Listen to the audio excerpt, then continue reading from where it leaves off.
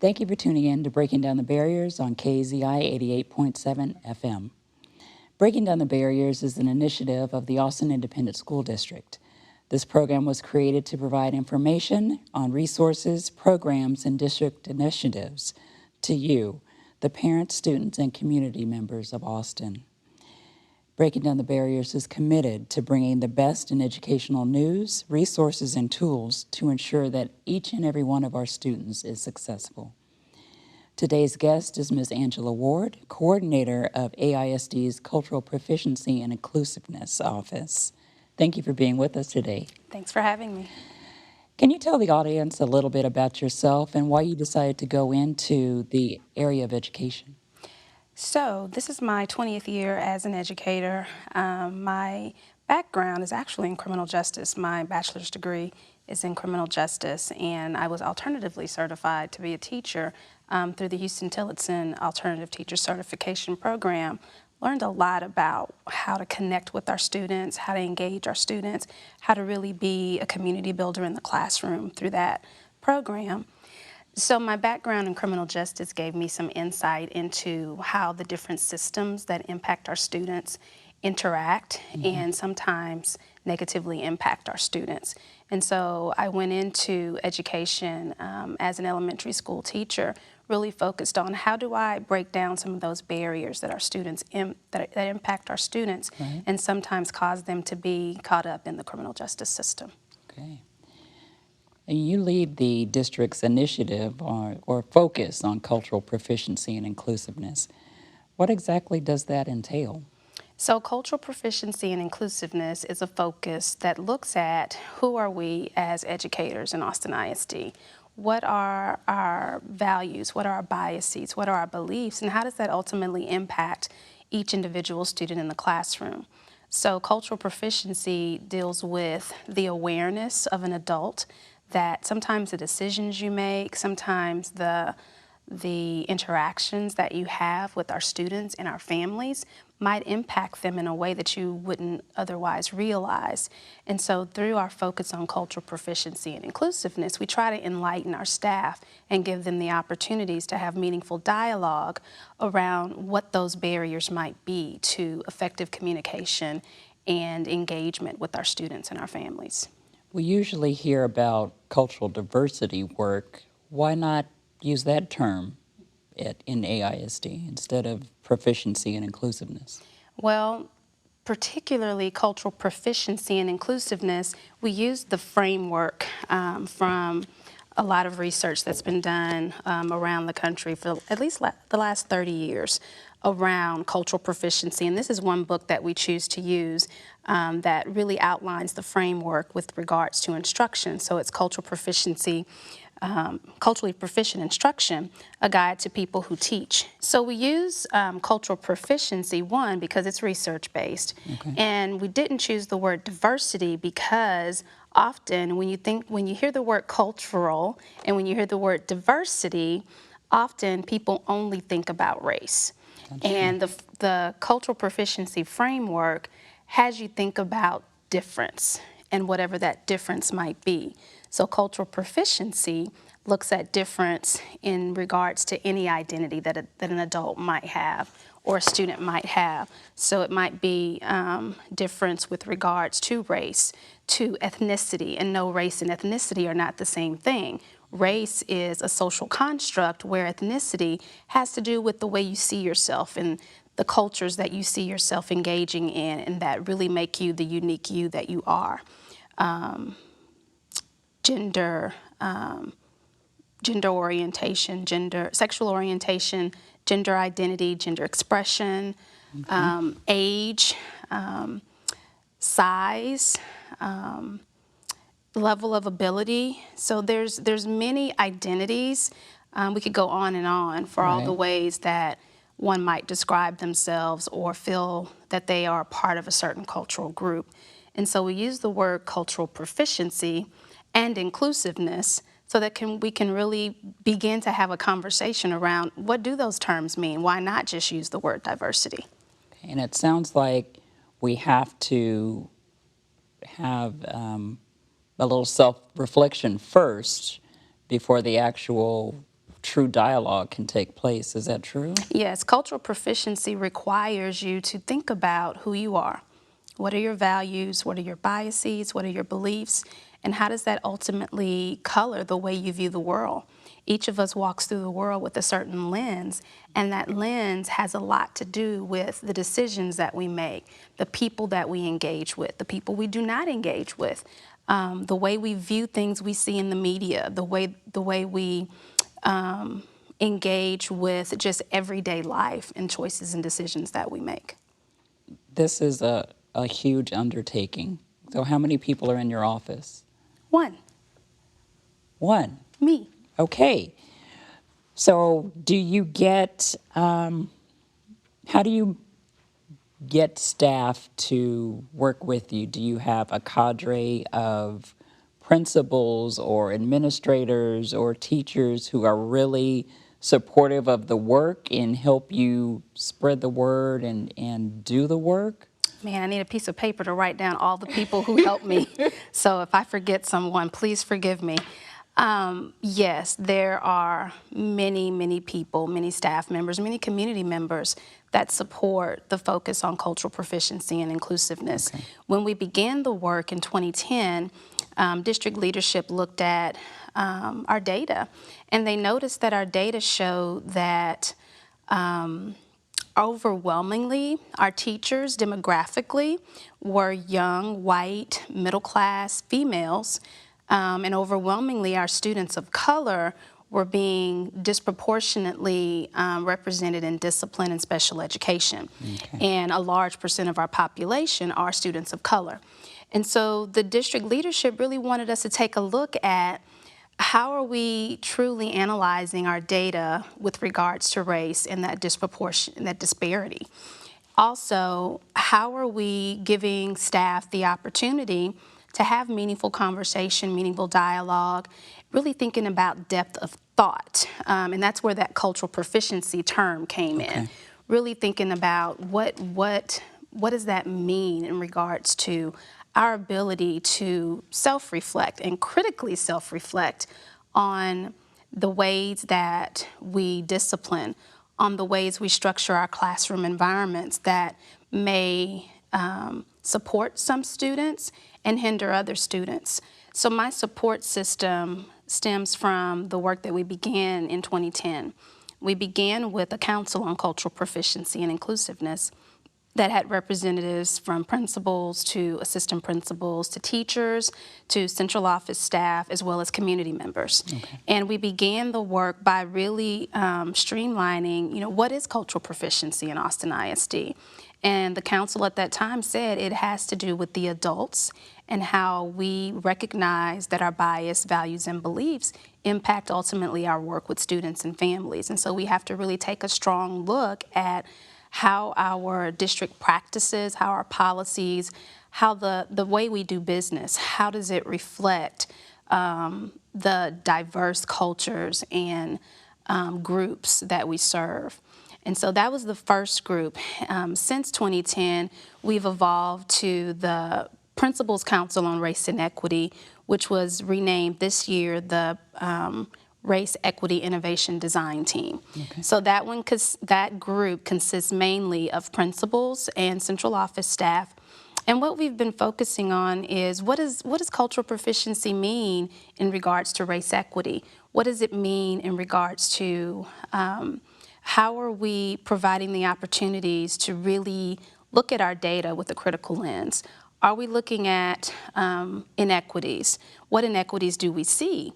And one of our charges for that Race Equity Innovation Design Team was to really look at discipline disproportionality, special education disproportionality, and how do we provide staff a vehicle to understand what disproportionality means and what their role is in eliminating that disproportionality. So the Council on Cultural Proficiency, the Principals Council, which is now the Race Equity Innovation Design Team, those are two. Last year, I was able to work with a cohort of teachers, assistant principals, counselors, librarians, by offering us a course looking at race equity in our district and in our world. And so that's a group of I've maintained a group of about 8 people who really wanted to grow their lens and grow their ability to speak and interrupt issues of bias, interrupt inequalities and inequities that they see in their work. And so we've studied together, we've learned together, and we've tried to find ways of working together to find solutions and develop professional learning opportunities that, in essence, help others grow their lens towards becoming more culturally proficient. Also, various schools. So because I'm an office of one, I work with schools by request. So I may get a call from a principal, I may get a call from a counselor, a teacher, a parent, anyone that sees some issue. Unfortunately, it's usually an issue. Yeah. It's never, hey, we want to learn more about this. It's we want to do a proactive. great job. It's not necessarily proactive. It's often reactive, but I go whenever I'm called regardless. But I will work with the principal, no matter who calls me. My focus is, if this is something that is valuable for your staff, then the principal has to be the cheerleader for the work on the campus. And the Right. principal also has to do work outside of me standing in front of the staff and engaging them in professional learning. It has to be, let's look at our policies, let's look at our practices on this individual campus. Let's look at how we engage our families, or one of the first questions I ask the school is how do you ensure that your school is welcoming, safe, and inclusive for all students and all families? And how do students feel when they walk into the building? Do they feel like they're welcome? Do they feel like this is a place where they can let their guard down and be themselves and share their voice and share their concerns and things that they want to learn more about? If staff is interested in receiving training and they want to be proactive, and they realize that they might have some issues on their campus, would they just contact you? Is there training in our human capital platform that's already there that they can just sign up for? Is training available already, and how would they go about accessing that training? Because, again, I'm an office of one, and because we have strict guidelines around how much time campuses can relinquish their time to professional learning, most of the things that I offer are in the summertime. Okay. And because of that, it's not available to many staff, so the only time it really shows up is in the summertime. So the cohort was in the HCP, but it began in June and July. Okay. And we carried that through the spring semester of last year and continued working. We're also about to place a poverty simulation session in the HCP, so that'll be coming this summer. Working with some of our community partners and other organizations in the area who've done some great work around, what is this issue? What is poverty, and how does it impact our students ultimately? And how do the intersections of race and poverty impact many of our students in very disparate ways? So that's one. The Undoing Racism workshop is one that the Principals Council on Race and Equity, now the Race Equity Innovation Design Team, has outlined as something that they want to see regularly in our professional learning opportunities. And so that's something we offer each summer, but it's by invitation only, because what we want to do with that is truly engage with our community partners. We don't want it to be just an opportunity for AISD staff to have a conversation about what racism is and how it impacts us. We want to have a cross-systems conversation about all the different groups that influence our students and their families. And how can we begin to have dialogue around how the criminal justice system impacts our students, the education system, the child welfare system, healthcare, just all the different systems. So we try to do a good job of mixing the group of people that attend the Undoing Racism workshop, and we're working with other social justice-oriented AISD staff who just kind of gravitate to the work when they learn Right. that, what do you mean you work by yourself? And so they volunteer their time to Okay. support the work because it's important work to them. Okay. Well, that's great information.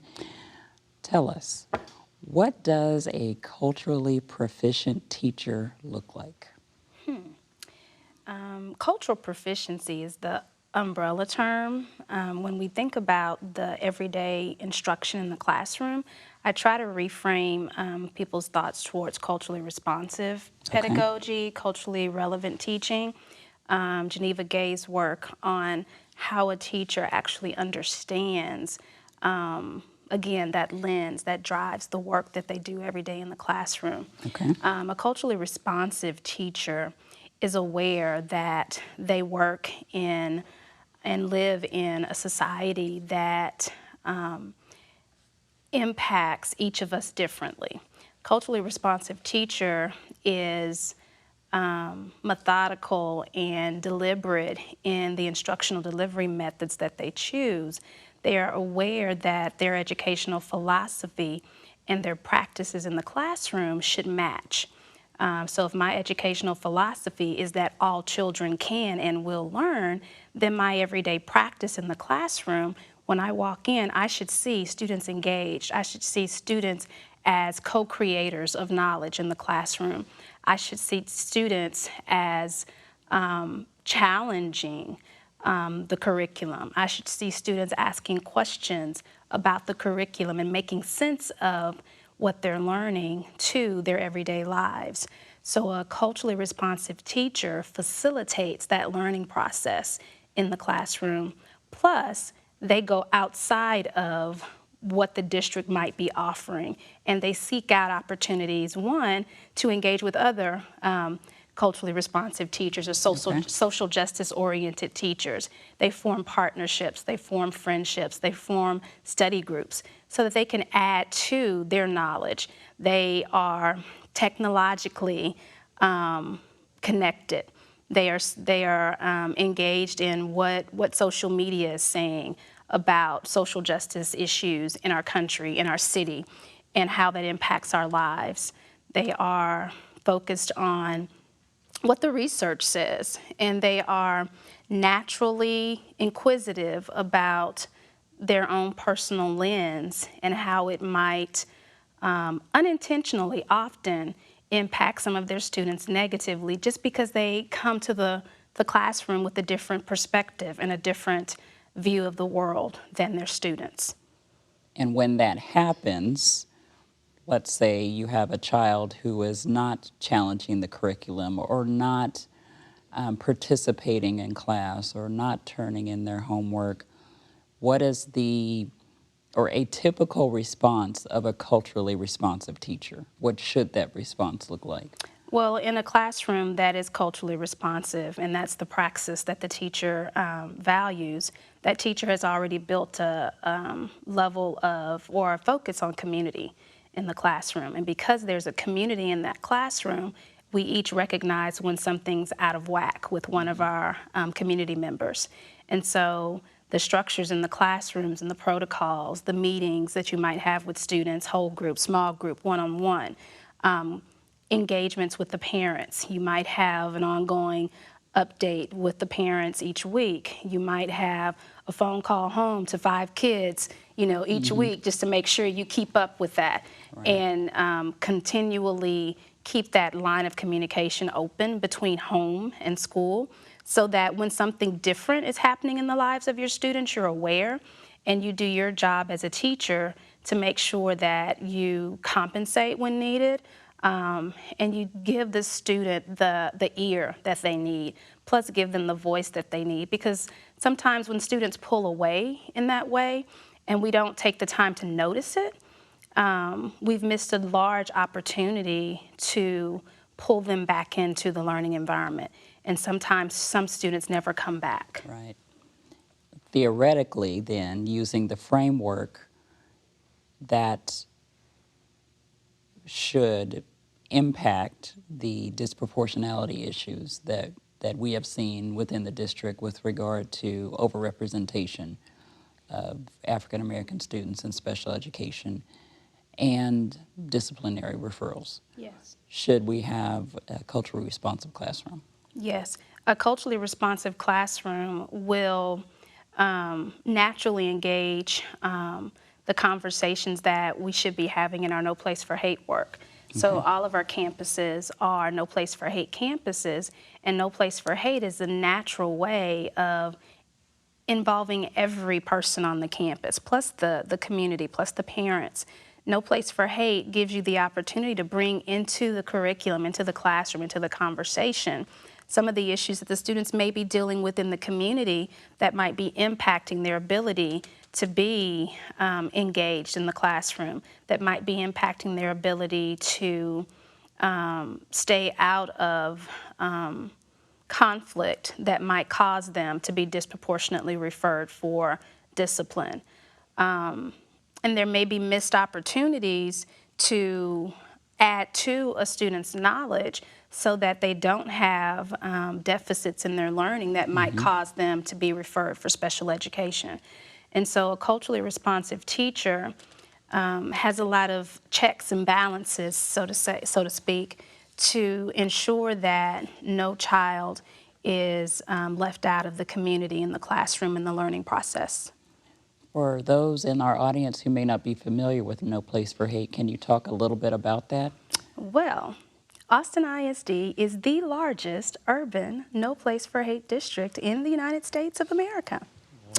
We began that work in 2011. So we looked at our large district where over 124 campuses were embarking on this endeavor of being the first. So we looked at multiple vertical teams. How many did we have that were already No Place for Hate? When we started, we only had 23 campuses that were No Place for Hate. And we gradually, over 3 years, engaged all of our schools, plus central office. So central office has been No Place for Hate, has had that designation since 2011. Okay. And so what that means is we partner with the Anti-Defamation League. And so that first year, 2011, was the year that Austin ISD began looking at whole child. What is this whole child, and how can we use all of the focus areas that we have in our district to connect some dots so that the child is the focus? And so that's when we still had the Council on Cultural Proficiency and Inclusiveness. They became the conveners, so to speak. Okay. So they were the place where we grappled with, who's a part of this whole child, every child focus, and at what points do we engage each other so that we can make sure that we're not missing any voices. And so Whole Child, Every Child now focuses on social emotional learning. It focuses on coordinated school health, which is PE as well as health services, as well as our creative learning initiative and cultural proficiency and inclusiveness. So those 4 different areas of focus look at the arts. We look at whose voice is missing in regards to cultural proficiency. We look at, are we, I don't want to mess up the words that Ms. Rusnick uses, but it's, are we fueled and ready to learn?